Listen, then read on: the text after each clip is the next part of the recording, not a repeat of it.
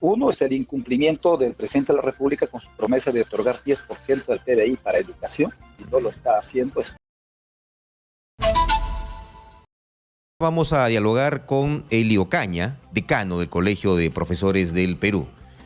¿Cómo está, profesor Ocaña? Buenos días. Bueno, muchas gracias por esta invitación.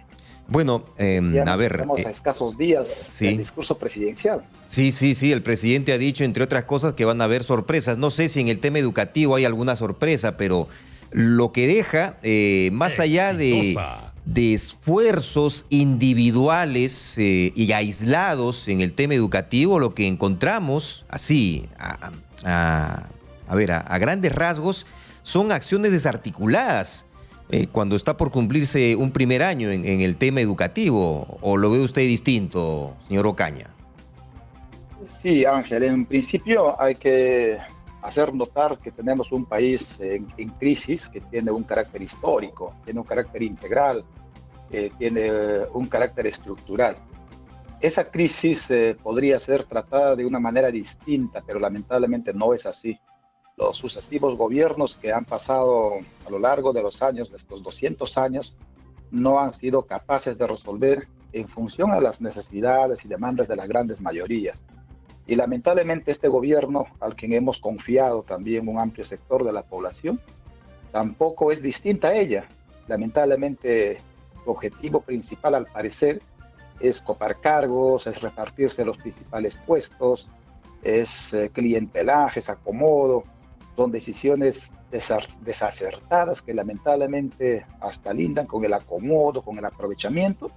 Imagínate varios sectores, incluido sector educación, con varios ministros a la fecha, sin poder hacer un gobierno, una dirección articulada, una dirección acertada y de carácter democrático. Debes recordar, Ángel, en la época electoral, el señor hoy presidente decía que el pueblo elegirá a sus autoridades, decía que tiene que ponerse en práctica la democracia, donde los mismos sectores elegirán a sus ministros, a sus viceministros, para que la gestión fluya. Y lamentablemente en la práctica eso no ha ocurrido, ¿no? Claro, eso por un lado, permítame la intervención, eso por un lado, pero y para no desviarnos también, pero un pequeño paréntesis, tampoco el Congreso ha ayudado mucho, ¿no?, con la decisión que tomó para que se hayan realizado modificaciones al momento de seleccionar los contenidos que van a tener que ir consumiendo los propios estudiantes en los próximos años. Sí, tenemos efectivamente, cuando hablamos de gobierno, también estamos hablando del Poder Ejecutivo, del Poder Legislativo. Allí intervienen también otras, como el caso del Poder Judicial, por ejemplo, ¿no? Sin embargo, entrando en materia que me has comentado sobre la educación, el gobierno nos ha ofrecido varias cosas, ¿no? Uno era declarar en emergencia la educación. Sí. Luego nos propusieron la necesidad de que se ponga como parte de la currícula educativa algunas áreas como filosofía, como historia, como identidad nacional. Sin embargo, todas ellas han sido propuestas coyunturales, ¿no? Recordamos que cuando ingresó el primer ministro de Educación, Juan Carillo, él declaró en emergencia la educación el año pasado en agosto, si mal no recuerdo. Y de allí se propusieron 5 ejes que lamentablemente el siguiente ministro se olvidó, el señor Gallardo olvidó, o al contrario, ingresaron a un periodo de confrontación que a nada nos llevó y terminó renunciando fruto. No, lo censuraron al señor Gallardo, terminó siendo censurado el señor Gallardo. Sí, lamentablemente por una serie de errores propios de él y en afán de encubrimiento, además, sobre el tema de los resultados del concurso nacional para el nombramiento docente. Sí, todo un escándalo realmente. Realmente.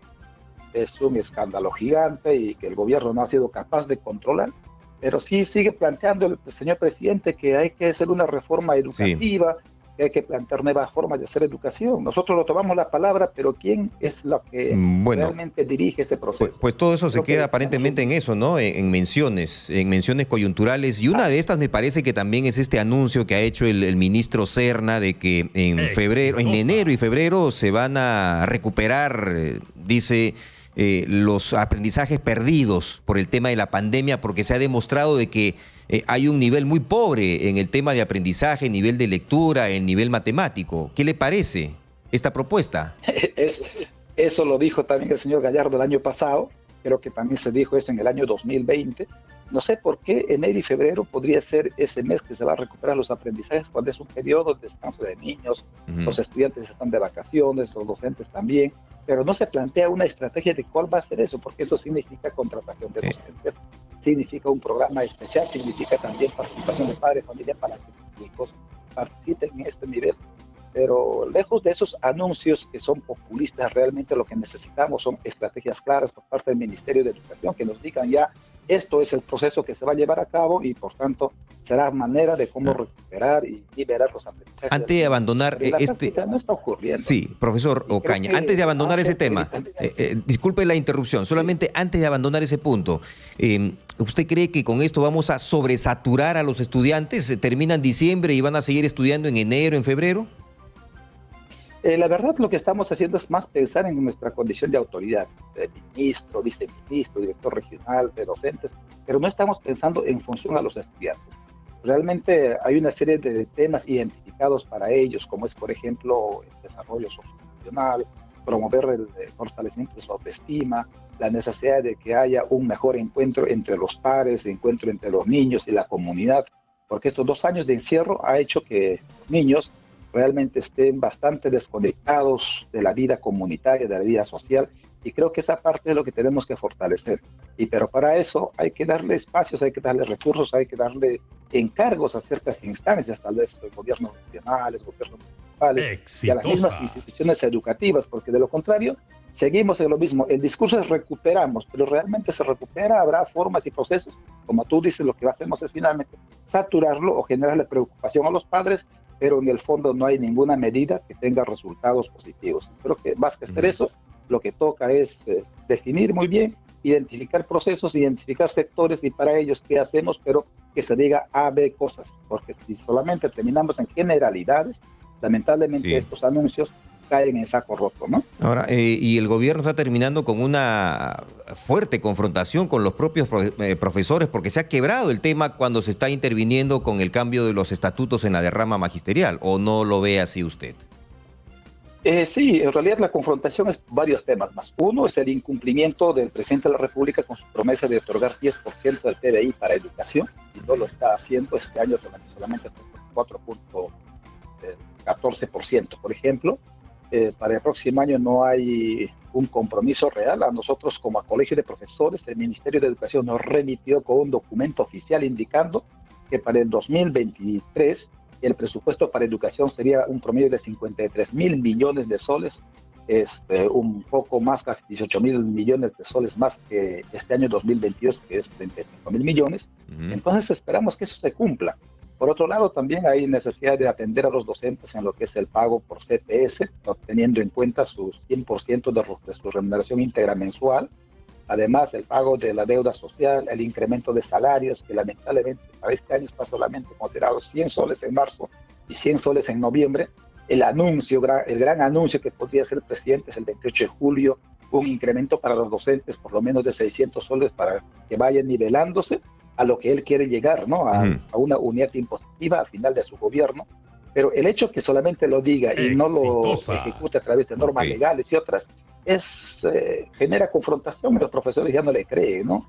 No, por otro lado también, Ángel, antes de ingresar al tema de la derrama... sí, lamentablemente el tiempo nos gana, profesor Ocaña. Brevemente nomás, claro, por favor, cierre su comentario. Sí, en esta parte necesitamos que se dote a las escuelas, por ejemplo, con herramientas tecnológicas, conectividad, el tema de lo que es materiales educativos y alimentación escolar. Y en el tema de la derrama, lamentablemente la decisión del Ministerio de Educación es autoritaria, es provocador, es una medida intervencionista, pareciera ser un gobierno de facto, y además violenta a una persona jurídica, ¿no? Que tiene una gestión exitosa. Lamentablemente, contrario a los intereses de ellos, en el año 84, el Ministerio de Educación entregó esta derrama magisterial no a cada docente como individuo, sino se entregó a una organización sindical, que es el SUTEP, y luego al CIDES. Por tanto, son ellas los que administran y no personas. De tal manera que eso es la primera base jurídica. En segundo lugar, Sí. No, diga, por favor. Sí, en segundo lugar, todo cambio y proceso de cambio lo que podría lograrse es vía la propuesta del mismo directorio y no habiendo diálogo de ese nivel, lamentablemente cae en su saco roto. Yo creo que en vez de generar este despropósito, lo que el Ministerio de Educación tendría que hacer es cómo hacemos que la derrama abra sus puertas a otros sectores como docentes contratados, docentes jubilados, docentes de sectores privados que también podrían aportar y generar desarrollo y ahorrar sus fondos para que cuando él más lo necesite.